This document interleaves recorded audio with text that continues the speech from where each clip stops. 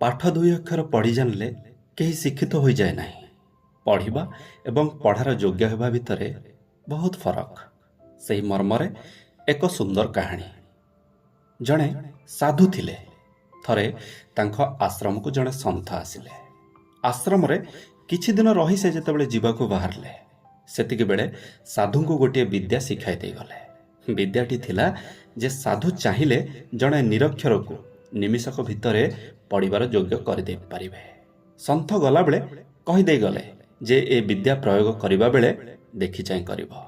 ପଢ଼ିପାରିବା ଓ ପଢ଼ିବା ଲାଗି ସେ ଯୋଗ୍ୟ ହେବା ଦୁଇଟି ଅଲଗା କଥା। କିନ୍ତୁ ସନ୍ଥ ଯିବା ମାତ୍ରକେ ସାଧୁ ଘୋଷଣା କରି କହିଦେଲେ ଯେ ନିମିଷକ ଭିତରେ ସେ ନିରକ୍ଷରକୁ ପାଠୁଆ କରିଦେବେ। ଏହା ଶୁଣି ପାଖ ଗାଁର ଜଣେ ମୂର୍ଖ ଯୁବକ ସାଧୁଙ୍କ ଆଶ୍ରମକୁ ଯିବାକୁ ବାହାରିଲା। ସେ ଆଶ୍ରମରେ ପହଞ୍ଚିଲା ବେଳକୁ ସାଧୁ ବାରଣ୍ଡାରେ ବସିଥିଲେ। ଯୁବକଟି ତାଙ୍କୁ କହିଲା, ବାବା, ମୋତେ ପାଠ ପଢ଼ିବା ଶିଖାଇ ଦିଅ। ଏହା ଶୁଣି ସାଧୁ ଆଖି ବୁଜି କିଛି ସମୟ କ'ଣ ମନ୍ତ୍ର ସବୁ ପଢ଼ିଲେ ଏବଂ ତାପରେ ଯୁବକର କପାଳକୁ ନିଜ ହାତର ବୃଦ୍ଧା ଆଙ୍ଗୁଠିରେ ଛୁଇଁ ଦେଇ କହିଲେ, ଏବେ ଯାଇ ପଢ଼। ଏହାପରେ ଯୁବକଟି ସିଧା ଗାଁକୁ ଆସିଲା ଓ ନିଜ ଘର ଭିତରକୁ ପଶିଗଲା।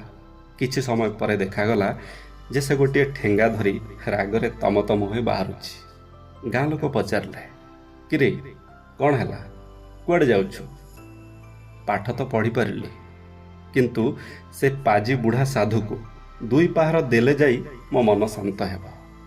ଗାଁ ଲୋକେ ଆଶ୍ଚର୍ଯ୍ୟ ହୋଇ ପଚାରିଲେ, ହଇରେ, ତାଙ୍କରି ଯୋଗୁଁ ତ ତୁ ପଢ଼ିପାରିଛୁ। ସେ ତୋର ଗୁରୁ, ତାଙ୍କୁ କାହିଁକି ବାଡ଼େଇବୁ?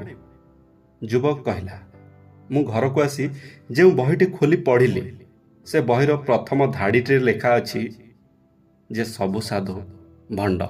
ମୁଁ ଏବେ ଯାଏ ସେ ଭଣ୍ଡ ସାଧୁକୁ ଦୁଇ ପାହାର ଦେଇ ଆସେ।